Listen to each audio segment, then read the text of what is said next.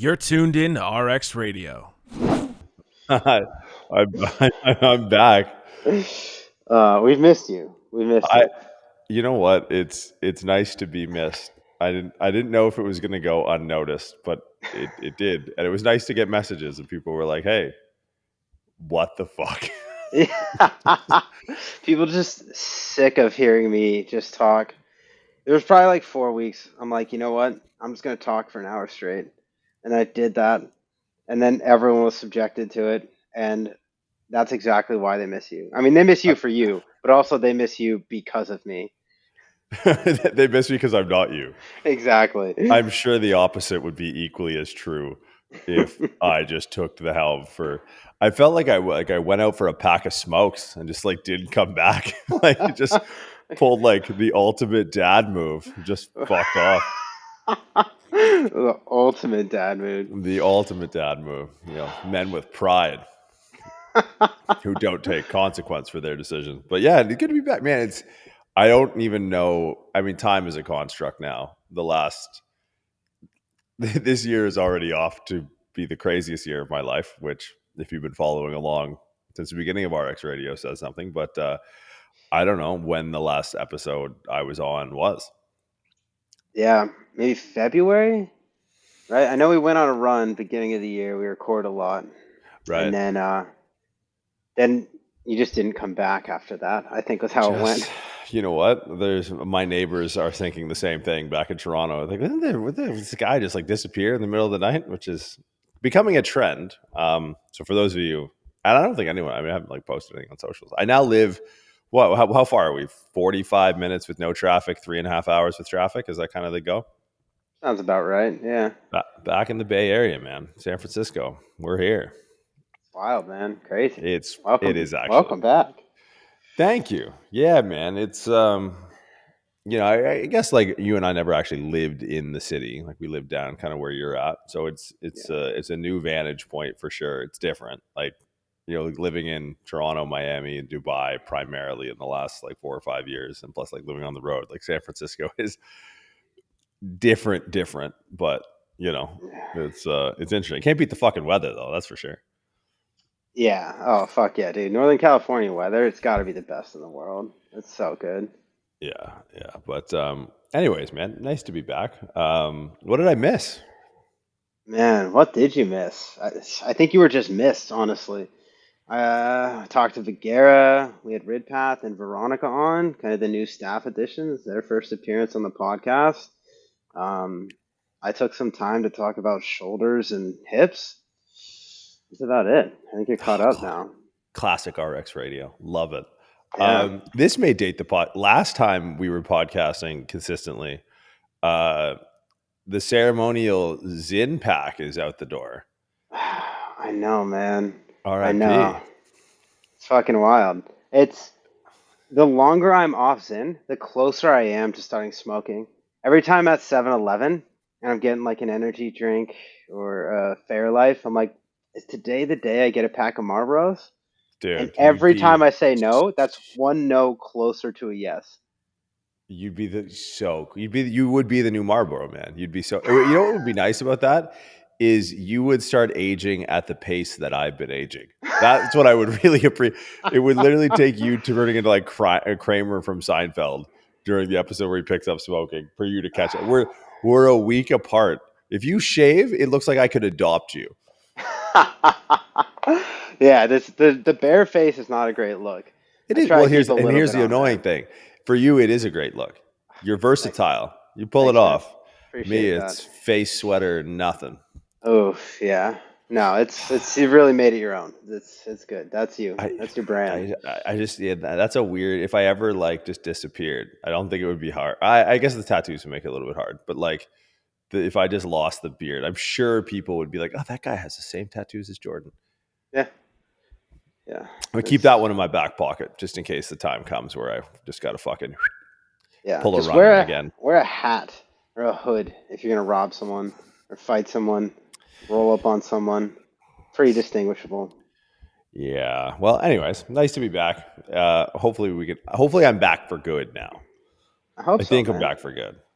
You know what? I tell you what, after getting this fucking podcast gear set up, like for I don't know how many times we've done this, that I've had to unpack and repack and just do this. But yeah, it's Plenty. I don't know if this is full form yet. I got to get with some people. The lighting seems a little bit funny, but I never, anyways. But yeah, good to be back. Webinar coming Yeah. up. If you haven't signed up, I don't even know how to sign up for it. Do you know Is how? it on the homepage? I'll tell you what, we're going to put the link in the show notes. And so how you sign up is you just click it and you go there and then you do it. So we're going to talk a little bit about what the webinar is going to be based, which is exercise programming, which is something that, I mean, it's really at the heart of like applied biomechanics, functional anatomy, training, performance. Because I think it is the meta tool, right? It's something that if you don't get that piece right, everything is a moot point, right? I had someone in the industry message me the other day, low back pain, and she was asking me ice or heat, and I was just like, well, hold on, like, what did the day look like? What does the week look like? Like, what happened? How did you like succumb to this? What were the activities involved? Like, there's a lot of data points that are meaningful. And she was like, yeah, I worked out twice today and I worked out twice yesterday and I just flew in and hadn't really slept much and the kids and all this. And it's like ice and heat is such a trivial conversation, right? Ice and heat is just, it's distracting you from the main point. It's just like, hey, what are you recovering from? Because I just think that like recovery itself, and I've said this, and I will continue to say this until I'm blue in the face. The number one modality for proper recovery is exercise programming, hands down, without a doubt.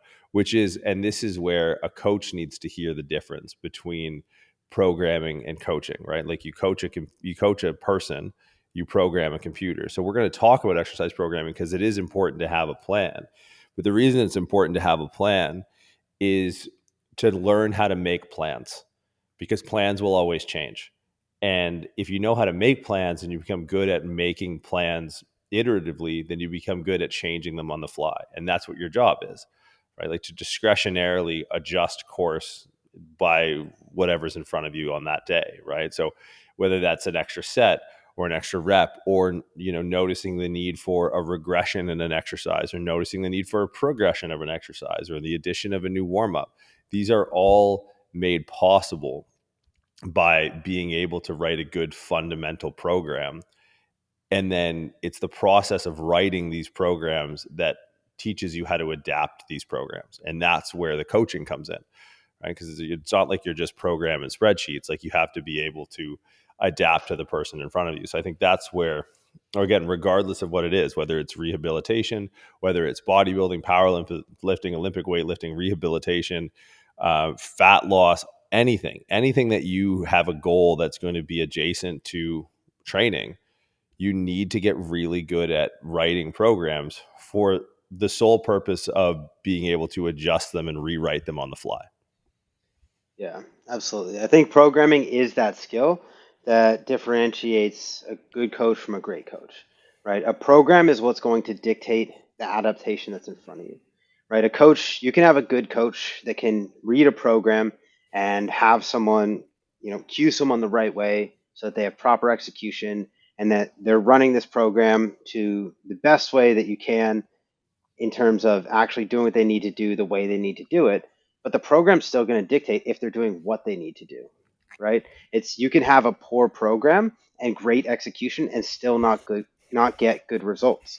And I think that's kind of like once you hone in the tactile part, the one-to-one part of coaching, and you have the interpersonal skills and you have the knowledge that it takes to be able to get someone and communicate with someone on a level that allows them to execute properly, then programming is the next step to that, right? Programming is the thing that, like, I know so many people, they'll just walk in the gym and like decide what they're going to do on the day of. And like some people, higher training age, kind of stationary goals, like fine, yeah, there's nothing really wrong with that.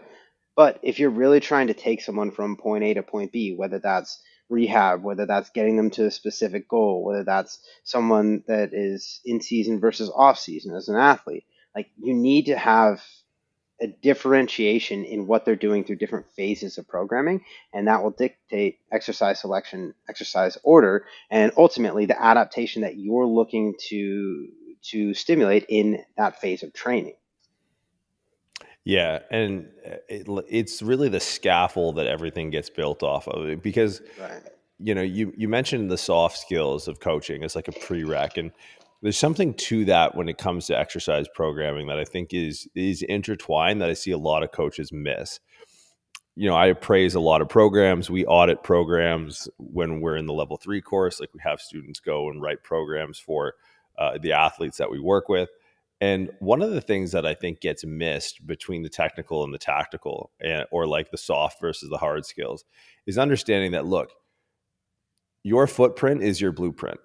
Like, that is the integration of the soft skills with the hard skills of training. The fact that you're training people, like, I think as people, they get a little bit more academic in their pursuit, they're trying to make the best decisions possible. You can lose sight of the vantage point of the person you're working with. And in almost all cases, and this isn't entirely true, if you have like a one-to-one client where resources of time and money and space are not limited, then this need not apply. But I think in most cases, if you're training someone, even in most cases of professional sports, especially when you're in a team setting, like, your footprint is your blueprint, right? What do you have available to you in the immediate vicinity? Are you going from the floor to the bench, to the floor, to a box, to across the gym, to a sled? Like, how do you consolidate that user experience? And it's something that, when it comes down to it, it really comes back to, what is your horizon of time that you're programming for? Because I think too many people get lost in the minutia of, making sure like every minute is equated for, and all of that is great, but you need to understand that this enterprise works best with long-term adherence. And Hmm. there's just like, if your client's spending half the time in the gym just like pacing back and forth between, one machine here, or one implement, or the turf is, it's like, no, your footprint is your blueprint, right? Like, I even see clinicians struggle with this. I've worked with a handful of clinicians now on like on table skills, and it's like, do everything supine, do everything Right. right side lying, do everything left side lying, left side lying. Like, I watch these people not understand the impact of the footprint on the way Hmm. that they treat, on the way that they coach and train. And it's like, if you want to get adherence, if you want an enjoyable experience, that's going to be the things that really drives results. And I've seen clients just they don't even notice why they're getting frustrated. And it's so Yeah. obvious to me that it's just like, at a certain point, they just feel like a dog. It's like, sit, roll over, good boy. Like, it's like, no, dude, like, you got to understand the importance of the footprint in your training session. So, we look at things so much through this scholastic academic lens, and, long and short and mid, and all these different variables that could indicate when an exercise might go where, without really like taking a step back and being like, if I didn't know any of this, how would I organize these pieces? It's like, well, that box is next to that bench. Okay, then those exercises go together today, right? And if the box isn't near that bench another day, then they don't. And it's something where it's like, the UI UX component of programming gets lost on a spreadsheet. And that's why, like, when I watch people who don't train in person, they don't ask these questions. Even remote coaches, right? Like, if you are working with clients and you don't say, hey, give me a video walkthrough of your gym and the equipment and where it is, if you're not mindful of the footprint, how are you programming? Like, and it seems minutia, but it is the largest variable that these people are going to run up against. It's the largest potential obstacle. If the prone hamstring curl is in another room, on another floor than the other, and it's like, if you don't consider that, that could be something that leads to someone being like, fuck this, like, I'm out, I'm not doing this shit anymore. I got me going to the seventh floor for this and the fifth floor for that. Like, so that's something where, I think, to a lot of people, soft skills, pretty obvious. Don't be a fucking weirdo. Like, you bring your client's water bottle and a towel or whatever. Hard skills, like, yeah, understand relative periodization models, understand progressions and regressions of exercise. But like, there's a middle ground there that is the bulk of where your clients are going to live and operate and really make their decisions on the efficacy of what it is you're doing, their enjoyment of what it is they're doing. And that's really understanding the environment in which you're programming in. Yeah. Yeah, a lot of good points there. And a big takeaway from that was kind of that last statement is like a lot of times people don't give a fuck what you want to do or what an exercise should be doing for them. They give a fuck about what it is doing for them, right? And that's all that they see is the user experience of this is how I feel when I do this, or after these sessions, or when I do this and this movement together. That's all that they really know. And either they know like, oh, like this seems like it's helping, or this is trash. And like a lot of people, they don't have that level of awareness where they actually know what's good for them or what's not. But a lot of times people can feel like if you could get them to buy in, if they like you and they believe in you and you have good answers for the things that they inquire about, then they're going to at least give you the benefit of the doubt until they see progress one way or another. And the big thing is, if your clients aren't having progress, that's your fault. Like it's because you're not doing the things to get them progress. It's not, the program should be working, but it's not. So the program needs to change. And when we talk about programming, and I like the idea of the blueprint too, because like myself and other people that I program for, they work out at multiple gyms. So they only have access to certain equipment on certain days. And there might be an ideal program out there where they do, you know, stuff on the barbell and stuff on machines in the same day, but they may not have the accessibility to do that. So what the fuck are we going to do? Am I going to tell them to work out at two gyms every day? Or am I going to say, what day can you go to the gym with machines? Let's program everything you need to do on your machines on that day. And then let's fit the rest in however we can. Like there's yes, what would be optimal on paper, but then there's also what would be optimal in execution. And that's going to be very different. So that's just on your point. It's like the blueprint might be different gyms or different offices, different days of the week, or whatever that looks like. So that is something that's important to take into account. But as we come into talking about writing a program, I think the biggest thing that gets missed, and I see this all the fucking time, because I program for a lot of fucking people and I've done it for a long fucking time, is that there's a certain population of people that whatever is on the program is that is the Bible to them. That is law. That is what they go by. If it's on the program, I'm going to do that. Even if, maybe on the day they're not feeling it, or RPE is 7, but it's a heavy single, or it says that you're doing singles that day and they want to take it heavy. Like understanding that people are going to interpret your program very literally. So the way that I tend to write programs leaves a lot of room for interpretation. And I try and scale that up or down based off of who's receiving that program. So in my mind, like programs are very low resolution. Like I'm keeping the secret sauce. It's a proprietary blend under lock and key. You don't get to fucking know what I want you to do on this day. And honestly, the reason is because I don't fucking know what I want you to do on this day, because I don't know how you're going to come into the gym on this day. I don't know what you're going to look like. I don't know what your recovery is like. I don't know if it's a day where things are looking really good and we're going to push past what I thought you might be able to do. And I don't know if it's a day where you're out drinking or you didn't sleep last night and you're just tanked today and you're going to do shit. So in my mind, like the best programming for it to be variable, it needs to be low resolution. And low resolution in the way that I'm not mapping out 16 weeks of every single exercise and set and rep and RPE that you're going to do over those 16 weeks. Is I'm over 16 weeks, I maybe have 2 to 3 general blocks that I want you to roll through. And in those general blocks, there's going to be an intention. So maybe we're rolling through a hypertrophy phase, and that's the general low resolution picture of what's going to happen over the next 8 weeks. Sick. All right. With our hypertrophy phase, we're going to do push, pull, legs, rest, repeat. And that's going to be the program that we run.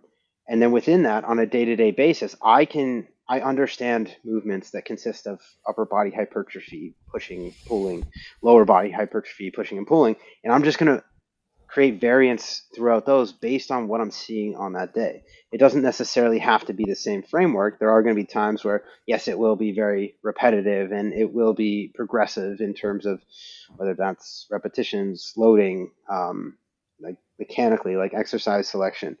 Yes, absolutely. We need all of those things. But if I think of this in a low resolution way where these are the intentions, but there's about I don't know, a million different ways to accomplish that intention, then that gives me a lot of flexibility in how we're getting to that goal. If the thing is not by the bench that day, or they can't make it to the gym with the machines, then I have, all right, that's perfect. This fits the plan anyways. We'll do this, this, and this. And you can tell them exactly what to do with what they have available to them. And they don't feel like they're going off track because they're not executing on an overly specific program that was never really going to play out the way it was meant to anyways. Yeah, I think leaving open deliberate slots for variability is such a massive key to the motor learning process that goes like wildly understated, right? It's the idea that like, if there are some movements that are going to be better left, consistently executed, that we learn and we integrate and we coordinate these movements, usually multi-joint, right? That's why Olympic weightlifters, one of the reasons Olympic weightlifters lift some variant of the lift pretty much every day. So we're greasing that groove, we're keeping that nice and fresh because it is so skill heavy. But for the general population that's not lifting Olympic, it's like that variability is going to come from two places.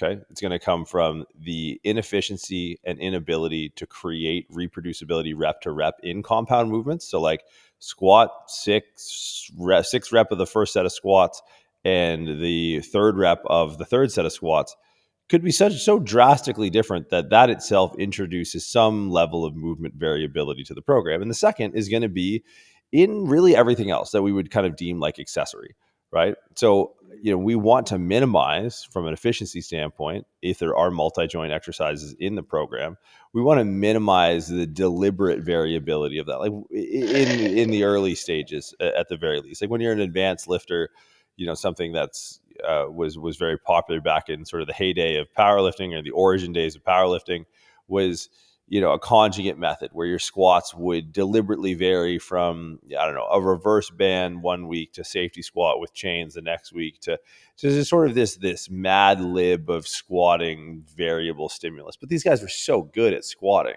that this interset variability of the setup of the squat, it really didn't register. But you don't want that type of variability in an exercise like that because it's really going to slow down the learning process for a novice lifter. So understand that they're getting a bit of variability from the execution and the coordination of more compound movements, right? And the second place they should be getting it, because if you're doing your job right, they're consistently improving on the execution. And what does that mean? It's like, well, the technique is becoming more efficient. And really, they're expressing strength through that efficiency, which means they have less variability in the execution of the movement. But variability is key to learning, right? So keeping spots open for like, I'm not programming your lateral raise. Sorry, I'm not doing it. Right? If it's cable one day, dumbbell the next, some sort of Y raise variation, great. Let's pick up our variability from there. Let's use this time to learn and to not remain static in the way that we interpret our body's movement, because there is a balance to be had. And I think as clinicians, you can attest to this. When the stasis rolls in and the consistency of the programming gets to be too much, that really stifles the long-term progress, because it makes people plastic in their ability to keep learning. Like it makes them incapable of any sort of variant, right? So like I've seen this with bodybuilding coaches. It's easy to pick on because of the hyper specificity, where they don't leave open this like principal movement time. And what I mean by principal movement time is like, if it's very Silicon Valley reference, very very Google of me to bring this up as I move back to San Francisco, but like there are engineers at Google that are called principal engineers, where Google goes, I don't know, what do you think we should do? And they spend 20% of their time on stuff blowing Google's money and just like, oh, what if the Ray-Bans had a fucking camera in them, or like whatever, right? There's so many things that are left on the cutting room floor that we just kind of let them go academically play in the sandbox. And, one of these things will hit and they'll make $1 billion off it. You need to factor that in. Like I've seen cases, and I'm not to say like, injuries are very complex. It's very multifactorial, but like the more rigid the programming from start to finish, the more templatized the warm up regime is, the more rigid the accessory movement is, and everything is, like you said, programmed down to the set and rep for 16 weeks. These are the people that step off the curb and fucking blow a quad tendon, right? It's just, you put them in pursuit of efficiency, you make them incapable of adapting, right? Because I always think that optimization and adaptation are actually on like a little bit of either side of a spectrum. Like when you hyper optimize, you make sensitive your ability to adapt. And maybe sensitive is the wrong word, right? Like if you think of like gross adaptations, like in nature that drive evolution, they're not necessarily hypersensitive, right? So the more you are hyper optimized, they're sort of like, this beak wins off in competition with this beak when it tries to get food. It's like, there's a winner and there's a loser, and someone dies and someone survives. In the pursuit of optimization, if you lose the ability to adapt, like in short order, in real time, you're putting that person at a high risk of really flying in the face of the goal, which is to be as consistent as possible. Now, being consistent as possible doesn't mean being this robot that does the same thing every single day, right? It means showing up and just and progressing in the non-linear fashion that defines progress at large, right? If anyone who's done this for any meaningful length of time will tell you that progress isn't linear, because it can't be. But it's ebbing and flowing almost deliberately, and leaning into the downside of rigidity in your program, and allow for room to adapt and learn new movements, rather than just push for like the hyper optimal, super efficient, really, and I don't want to say really good technique, because obviously we want quote unquote good technique, but we want room to allow for error instead of failure. That's Yeah. a fundamental underpinning to learning at large. But if we don't look at training through the lens of learning, and we just look at it as this like physical output endeavor, we just look at failure as this inability to contract a muscle again, right? Where we need to keep open space in our program for every goal, where the goal isn't training the muscle. The goal is maybe training the movement or the nervous system, however you want to frame it. And when we change the frame shift away from the muscle, we change that breaking point, or that end point, from failure to error. And error is what we need to continue to learn. And there is a massive component to the success of every physical endeavor that's rooted solely in the ability to keep learning motor skills. So that's where I think like that playtime, that and one of my Trevor Cottrell, who's a close friend of mine, a PhD in sports science, probably one of the most underrated. He just doesn't do social media, but he said something really early in my career that stuck with me. And he's like, life periodizes for you. And I was like, that's fucking brilliant, right? You're in a hotel, you're in a thing.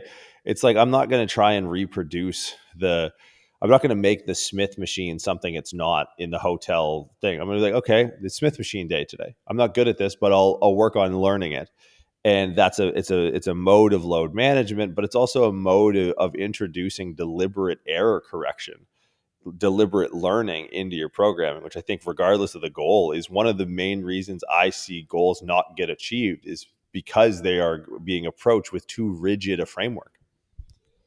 Yeah. Yeah, I really like that perspective. And if we look at training on the whole, even in a rehab setting, training, lifting weights, exercising is one of the safest things you could do. And not even safe in the aspect that you're probably not going to get hurt doing it, safe in the aspect that it will probably prolong your life. Like you will probably live longer because you're doing this. So it's anti-injury, like I don't It's know, injury, but anti-dangerous. it's anti-dangerous. Yes, that's a good way to put it. Like it's the opposite side of the spectrum. Like, and even if you get hurt doing something in the gym, and as long as that doesn't discourage you from getting back in the gym and training, you'll still be better off than had you never trained in the first place. So that's something to realize with this. And anyone who's sensible, which there's a lot of retards out there, and not everyone's sensible, so I know this might be a high barrier, but anyone who's sensible and understands exercise progression, if you work with someone consistently for a period of time, they're going to be better off for it than had they not. And there's levels to it, right? There's people that are going to, yes, their progress is going to plateau at a certain point.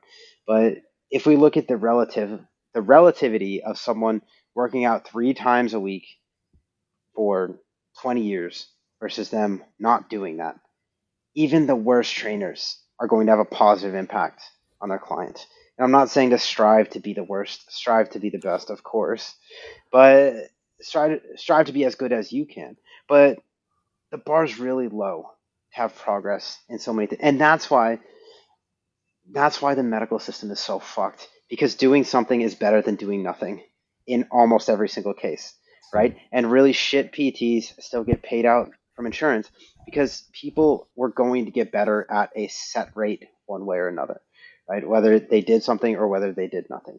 So the fact that you showed them how to use a foam roller and a TheraBand, maybe that accelerated their progress by 30%, even though a good PT might have accelerated by 75, 80%.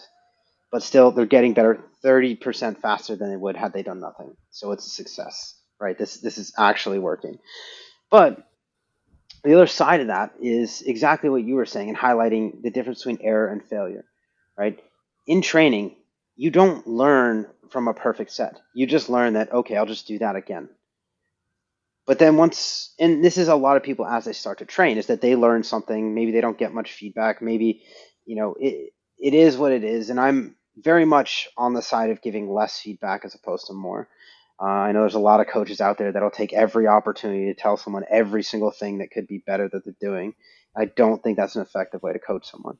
I think it should be more of a triage, is understanding, all right, temporally, what's happening first that needs to be intervened with, because after something goes wrong, everything else is now a compensation, right? Something has changed the trajectory for this movement. So if we clean this up, we don't have to worry about the next thing or the thing after that because they may not even happen anymore. Versus, and just also bombarding people with too much information is they're only going to be able to execute on maybe 0 of the things that you tell them. So if you tell them 4 different things and they're executing on 0, then they've done nothing to change. They're just confused now. But if you can focus on one thing and get them to fix that, and then kind of chip away, the problems get smaller as you go down the line. But essentially what I'm getting at is that there needs to be problems to have progress, right? And that's if, all right, if AI was perfect out of the gate, right, and it did everything the way that people wanted it to, then there'd be no reason to iterate on it and make it better and do all these things. It would just be what it is, right? And there would be never not the next thing or the next thing, right? It's as we look at these things and as we develop new things, we need to understand that, okay, what is going wrong and why is that going wrong? And that's the information that allows us to now understand how to fix that issue so that we can have progress, and that so that we can apply that, and so we can make sure that we don't run into that same bottleneck in the next movement or the next thing. Is that if I know someone's not using their core well with their lower body, I can assume they're not going to use their core well with their upper body. So now I can start to learn from things that they're already showing me so that they don't have these problems in the future. And that's kind of the perspective that I'm coming at with this, is that people are going to do things wrong, and that's okay. Let them do them wrong.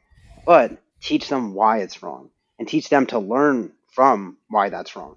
Is that if someone braces their core perfectly every time and then they get exposed to a load or a position that they can no longer brace their core perfectly against and they get out of position, then they don't know what happened, what went wrong there, that felt different, or that was a bad rep, or maybe they got hurt there, right? If they suck at using the core very early on, then that's something that I can latch onto, and that's a teaching moment where, okay, I'm going to allow you to have error in a safe environment so that now we can learn not only how to brace your core, but also what it feels like when you lose your core brace. And that's a more valuable thing to learn than the first, is how to brace your core. It's more valuable to understand when you're losing that, because that's going to protect you not just in the gym, but outside of the gym.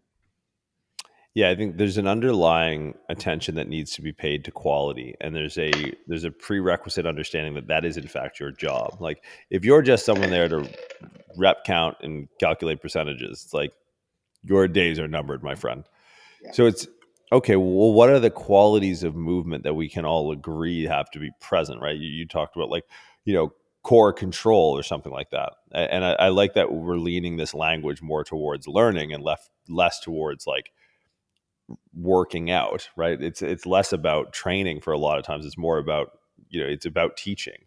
And I think when you approach it from that place of teaching and learning and imparting skills, the skill of exercise onto someone, you see the opportunities to learn or to expedite the learning process by start to laterally apply things. Like if someone has a core control issue in a particular exercise, there are, like you said, thousands of variants of every movement that will or could involve more or less core, right? So it's that core control that presents itself as an issue fundamentally in, let's say a squat or a hinge or something like that. We have opportunities to interleave our bouts of learning this with different variants of all of our accessory and warm-up exercises, right? So the more primary a qualitative movement issue is, or an inability to maintain a particular movement quality is, the more we can use that as like a gravitational pull to start filtering out exercises in warm-ups, in accessories that have this as a maybe not a primary driver of the movement, but I can pick a tricep variant or a bicep variant or a delt variant or a lower body variant, a single leg variant that is more that is another micro dose of that movement quality that they may be lacking in some sort of macro setting. And then we can start tying them into the awareness of it, not just under the bar on the top set of back squats or whatever seems to be rearing its head as the issue due to a lack of core or pelvic control, however you want to refer to it, is we can now create a mindfulness of the environment or from the environment that they're in with every exercise they do. And I think the issue that a lot of people run into is they just look at exercises as muscle group and modality, right? It's a bicep cable thing. It's a tricep dumbbell exercise. So you have the muscle group, the tricep, the modality, the dumbbell. Where it's like, well, depending, there's so many more stimuli at play, and there's this subtext of movement quality where like, oh, this person lacks ER in the shoulder. It's like, okay, tricep bicep variants, great. I can think of the best tricep variant, the best bicep variant that are going to promote or bias creating some passive ER in the shoulder. So we may fix that quality when we're training arms, rather than just trying to fix this quality immediately before squatting or whatever the issue is in a more complex setting. So I think when we look at programming and we look at the idea of solving problems, one of the things you have to really identify is that the majority of things we're solving for are qualitative in nature. They rear their heads as an inefficiency through the lens of the quantitative, like, oh, you're weak in this because you lack a fundamental movement quality, right? And as you become more efficient, your strength of the muscles involved, they express more force synergistically, and the weights you lift go up. And then the muscle stimulus, the hypertrophy stimulus, all of that follows in line. But you need to be kind of always on the edge of, well, where am I inefficient? Because my inefficient movements provide me the highest return of adaptable stimulus, right? Like if I'm very good at something, it becomes less efficient per unit rep at learning it because I've already learned it, right? It's almost like, when you and I walk into the gym, it's like Goodwill Hunting, where he takes the fucking math equation and he burns it in front of the old professor. It's like, how fucking easy this is for me? This is a fucking joke. It's like, that's when you're with a client and they can't do it, and you're just like, they're going to see phenomenal progress, but you're in this endeavor 20 years and, you're going to fight tooth, nail, and claw to get an extra, half pound of muscle, or to get an extra, half inch on your quad circumference or whatever it is, where they're going to sit there and it's their inefficiencies in movement that make them efficient in their adaptations, right? Their return on unit effort when they're not good at these things is really high. So you need to be always out there exploring sort of the outer borders of their efficiencies to find where your opportunities are. And unless you can identify movement qualities like, core control, I think is a pretty easy one to pick up, or, something a little bit more finite like tibial internal rotation, or a rib cage expansion or something like that. And the better the coach is, just where to look for in exercise. I don't need to do a bunch of dumb assessments. I know based off of what movement qualities are required for exercises that when someone struggles with them, that it shows me a deficiency in a movement quality. And then I can auto filter my index of exercises for exercises that train the bicep plus this movement quality, the quadricep plus this movement quality. And now next thing you know, I'm just laterally applying this learning of this movement quality, this exposure to this movement quality to not all the exercises, but a fair enough handful so that I can expedite this learning process. But it requires you first that, hey, when you're writing a program and you're coaching that program, more importantly, that what your job is as a coach instead of a programmer, but a coach rather that uses programming as a tool, you're a qualitative set of eyes that says, does that look good? And you're also a qualitative set of ears that's asked, does that feel good? Or how does that feel? And I think when we're talking about performance, it's not enough just to be like, well, performance isn't objective. I hope people know that inherently, although a lot of people are very data driven, where I think you should be data informed, because subjective data, both your subjective data as a coach, which helps if you've actually done the fucking job in real life and know what's good and what's bad, but also the subjective data of the client's feedback. That's performance. Performance isn't just meters per second, right? Performance just isn't pounds and kilos and force and plates and all this stuff. No. Performance is that plus your professional experience plus their subjective experience. Because you could say, hey, that looked great. And they could say, it felt like shit. This hurts. It's like, oh, fuck. Okay. That's not performance, right? We need to have all three of these things trending upwards to be performance. I think there's a lot to that. And guess what? It takes some onus of your own experience as a coach. So many people, especially as we get into the rehab space, especially as we get into the sports performance space, rest on the laurels of what a fucking force plate tells them. And it's like, no. That's one voice in the room. Guess what? I got a fucking voice. I've been doing this for 20 fucking years. Are you joking me? Like, I'm not gonna let this fucking thing, this toy that I bought on the internet tell me what to do. I mean, it's gonna have a seat at the table. But guess who else has a seat at the table? The fucking person on the force plate. The person jumping, the person running, the client I'm working with, they get a voice too. So it's like, for a while, the idea of subjective interpretation of performance was like, I don't know, the data never lies, science this, science that. It's like, oh, you don't actually coach, you just program. That's adorable. Yeah, I'll don't worry, I'll take care of your clients when they fire you, no problem. And then it's like, oh, okay, cool. The qualitative coach's eye, your experience. It's like, yeah, and you're still missing something. And what you're missing is the interpretation subjectively of your clients and how they feel in the movement. That's the key to programming. That's the key to programming for coaches. Yeah, I'd say outside of the background knowledge that I bring to writing a program, there's of course like the knowledge of the body and movements that are biomechanically consistent. Yes, the knowledge of the adaptation that you're trying to elicit, and then the knowledge of the starting point of the person. You need these things to be able to write a program. But the thing outside of that that influences it the most is subjective feedback, 100%. So, and to me, there's two questions that I'll ask kind of strategically, and one of them is, how did that feel? Yes, I want to know how it felt to them. But a lot of times when you ask someone how something felt, it's good or it's bad or it's okay or hard or easy. So a lot lately, the question I've been asking a lot more of is, what did you feel? Because that forces them to understand not just if it was a positive or negative sensation, or if it was better or worse than a time previous to this, but it forces them to articulate what they're feeling. Like, is their glute working? Is their hamstring working? Do they feel it in their calf? Is it flaring up their knee pain? So it forces them to not only feel what they're feeling, but also to interpret what they're feeling.